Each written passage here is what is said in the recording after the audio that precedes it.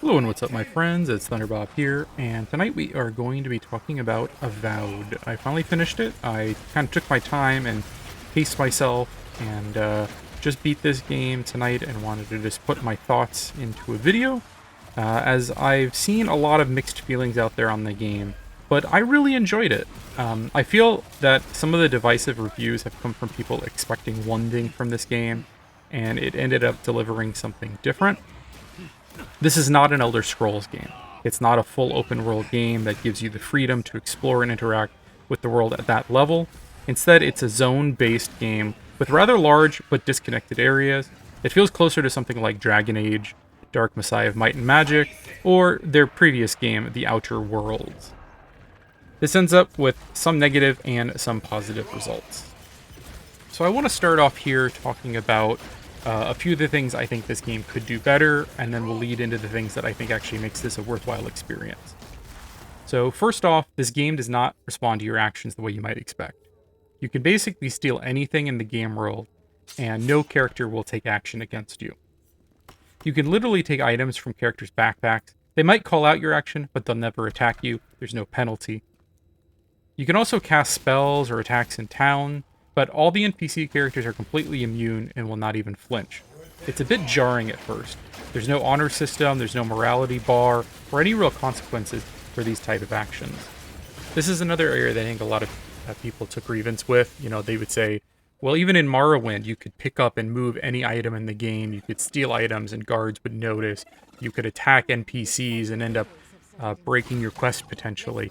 And this is not that game. You can interact only with certain items in the game world. It's not a full interactive experience in that way. And I think it does lose some things for not having those elements, but I think there are other elements in the game that make up for it. We're going to talk about those. So instead of interacting with the environment in a physical manner, you know, picking up items, leaving them on the ground, that sort of thing, the way you interact with this world is by completing the main quests, the side quests, and through dialogue with your party and other NPCs. These interactions have real impacts on the game world, and what you choose results in real consequences for the story and the state of the zone and world, and your relationships with your companions. Most major quests end in some kind of moral quandary, and you are left deciding what actions to take and who might live or die with those results.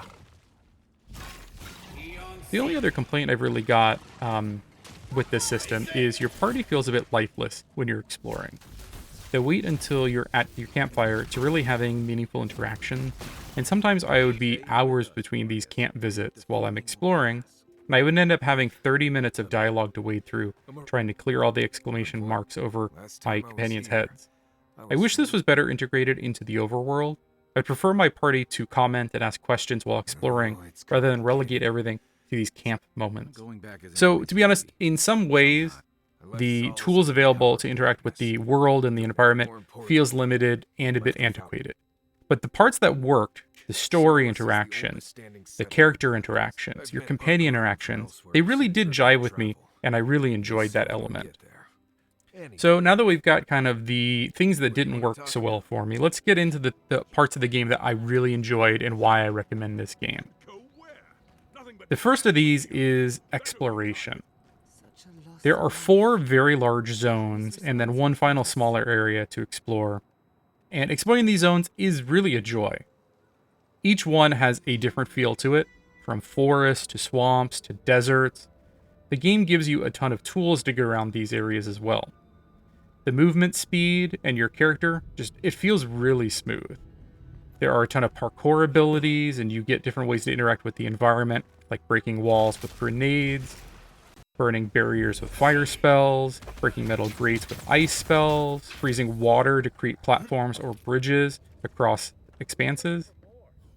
Since these zones are smaller and more confined, the density of things to find in them is much increased from a game like Skyrim. The game has a specific sound whenever you're near a chest or a secret, and you end up hearing the sound so frequently and searching for how to reach that chest that's just out of reach. After 50 hours with the game, I have nearly a Pavlovian response when I hear this sound. The zones are also fairly easy to navigate and not overly large, but stuffed with so many secrets and quests that you can spend 20 hours in the first zone, or you could just mainline the main quest and complete it in just a couple of hours. I ended up taking my time and completing every side mission, and really tried to clear up the fog on the map, and spent about 50 hours with the game. I didn't find every secret, but I feel like I completed the majority of the game's content in that time. The next game element that I really enjoyed and want to highlight here is the combat. This is probably the best combat in a game of this type I've ever experienced. You have a ton of choices between melee, ranged, and magic, and can mix and match these elements to a high degree. You get 2 weapon loadouts and can quickly swap between these to give you a ton of versatility. Early on, I kept switching weapon types and exploring the ways to play, and every single one felt great. I ended up landing on magic and played with wands and spells primarily, and the spells and abilities here are just so much fun. So let's take a quick look at the skill and stat points and item systems. First off, there are 3 different trees: fighter, ranger, wizard, and then you have the godlike tree. These are skills that you get as you progress the story. You don't actually invest points in them, you get them automatically at certain points. I primarily went with the wizard build, and there are a couple of overlapping skills that are useful in the fighter or ranger. A couple in particular: survivalist. Food is really, really good. The upgraded food is kind of overpowered, actually. There's food here that'll give you, like, crit chance, crit damage, speed, healing, essence, just a ton of nice versatility there. Also went with a point here for critical strikes, which helps my wand abilities. I played primarily with a wand and then with AoE abilities. You'll notice I have 2 points in most of my major spells. The reason for that is you have these books, and you're better off casting spells out of these books as you get a huge ability cost and cooldown reduction. So each of these books have 4 spells. You can see I've got Blizzard, and it'll say, how many points you have in it.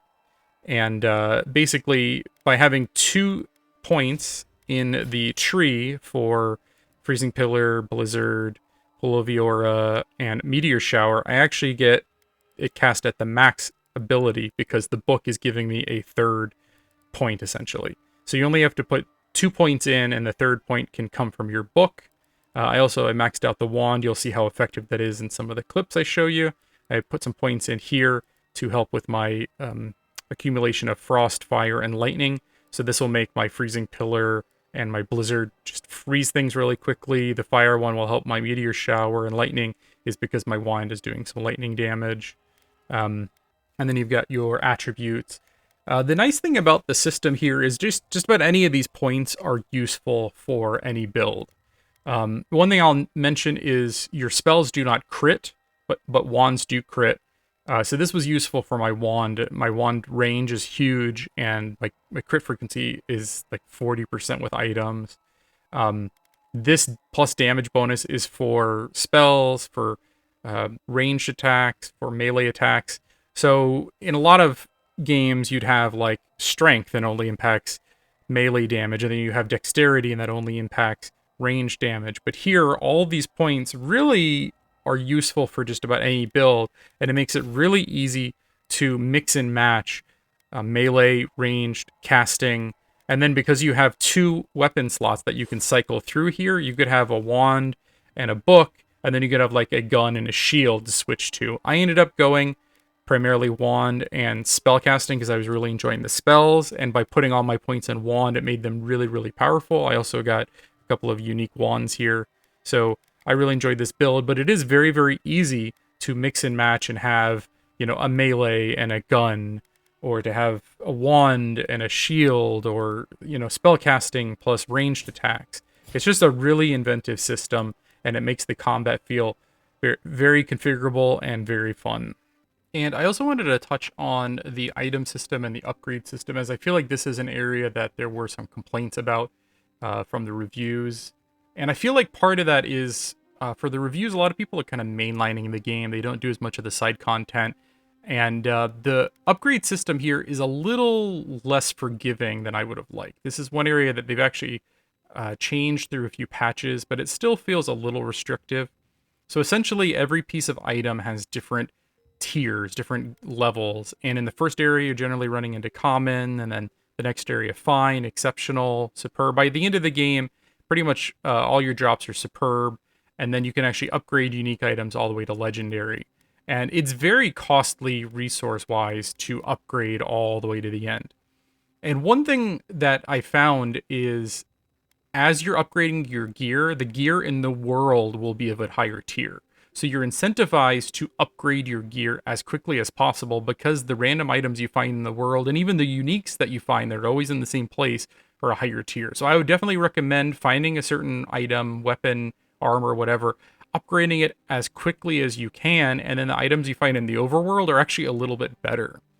It makes it a little bit hard to change weapons. Like if you want to, mess around with a wand build, but then you also want a sword, and you want a gun, and you want, 3 or 4 different types of weapons, there's not really enough resources to do that. And a problem is the enemies also follow these same tier systems. You'll run into the overworld and you'll find enemies that are exceptional or superb. And if your gear is of a lower quality, they are very, very difficult. They are not just like slightly harder, they can sometimes 1 or 2 shot you. But since I was not mainly in the main story, I was really doing all the side content. I did not find this an issue outside of the very first area before I was realizing that you really needed to upgrade. So you want to upgrade as quickly as possible, and you don't want to go too broad in your upgrades, or else you won't have enough material to keep kind of ahead of the system. There's also an enchantment system where you can, on certain unique items, come in here and actually pick basically a power out of 2 available. This seemed like a really half-baked system that doesn't really make sense. And you find so many enchantment materials that are basically just not used. I don't really understand. I feel like it should be fleshed out way more. This is another area that falls a little bit short.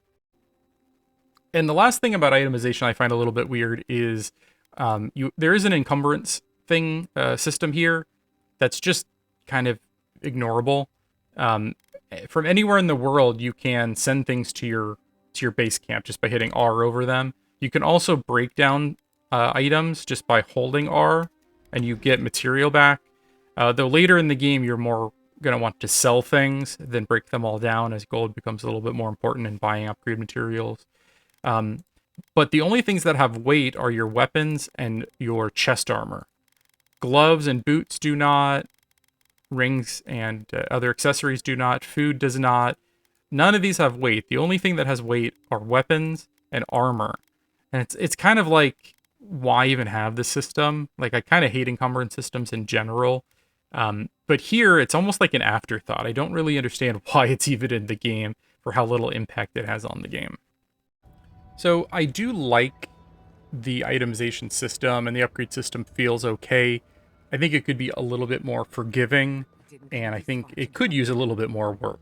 Maybe with a few patches, the rate of the enemy leveling and the rate of resource gathering will be a little bit better. Now, let's talk about graphics and sound. This game looks and sounds fabulous. The different zones all have a very distinct visual look to them, and I constantly find myself stopping and just staring into these huge vistas in the distance. It reminds me a bit of Elden Ring, in which they'd often drop these big, interesting buildings and structures into the distance to draw you to them as guideposts. Performance is acceptable, but not great. On my 3080, I can maintain 60 FPS with everything maxed, including ray tracing at 3440 by 1440, with just an occasional stutter in larger battles. The sound design and music are also well done, though none of the tracks are really that memorable. The voice acting is good, except on a few side characters, but the voices just don't really match up with the character presented on screen. But all the main NPCs and companions are just about perfect. I really dug the story. The main story in particular, I think, is well done, though it does get a little repetitious. The characters keep kind of harping on the same topics and same points, almost like you're going to forget, what's going on. And it presents the same questions to you over and over again. And then just before a big event, you get one last, okay, which direction are you going to go in? And it felt a little ham-fisted at times. It's not a morality system where it's all black and white. You do get a lot of kind of shades of gray in it. But I felt like it dragged on a little bit. and it took a while to get going. There are some really interesting things here with, like, you know, this new god of the living lands playing a big part, and are they good and are they bad? And even by the end of the game, I'm not sure if I made the right choices. Maybe we'll find out the consequences if they make an Avowed 2. There's also some really interesting villains. The Steel Garrote, at least in my playthrough, I essentially treated as villains. Though you could actually join up with them and treat them as allies, and I'm curious if I replayed this, how different the gameplay would be. The companions were very well fleshed out, a huge amount of dialogue for every character, almost too much at times, where I'd go back to town and almost like begrudgingly talk to everyone just because I wanted to clear out the exclamation point. It reminded me a bit of like Dragon Age Inquisition, where I would go in the field for an hour and then I'd come back and it would be like another hour to talk to all my companions. Each companion has maybe one or two kind of specific quests for them that are pretty well fleshed out. I do think there could be more companions. There's only 4 in the final game, and there could be a little bit more depth to their quests. But overall, what's here is good. So, final thoughts. Overall, I really did enjoy this game, and I do wholeheartedly recommend it to RPG fans. You do need to realize it's not Skyrim. It does not have that level of world interactivity and fidelity. You're not going to be, you know, picking up a million cheese wheels and putting them in your house to see what happens, or how you can break the game world, or killing NPCs just to see what happens. The way you interact with the world and the story is the choices you make in the dialogue, the choices you make in your main missions and your side missions, and how you treat your companions. It can vastly change how the game world reacts to you. This is pretty much my favorite combat in, you know, an RPG of this type, a real-time action RPG. It's just really fun, really tactile. You get a ton of choices. It doesn't feel like you're pigeonholed into a particular build. You can really build the character how you want, and it's very fun. Also, exploration is done so well here. There's so much verticality, going up and down and diving underwater and going in caves and dungeons. And, you know, pretty much if you look at, you know, a rock over there and you go, I bet there's a chest up there. There's going to be a chest up there. It's one of those games. It's almost too much at times where, like, okay, there's a mission objective over there I need to get to. And from here to there, there's like 13 kind of side jaunts that end up going on because I hear the tinkling sound or I see what looks like a cave over there. And if you're that type of gamer who enjoys exploring, I think you'll dig this. The combat, the exploration, I think are really the high points. The story also very good, but I think combat and exploration are really the reason to play this game. So if you enjoyed the Outer Worlds, if you enjoyed Dragon Age, I think you'd enjoy this. Give it a try. If you've got any thoughts, please drop me a comment below. I do want to thank you for watching, everyone, and just have a good night.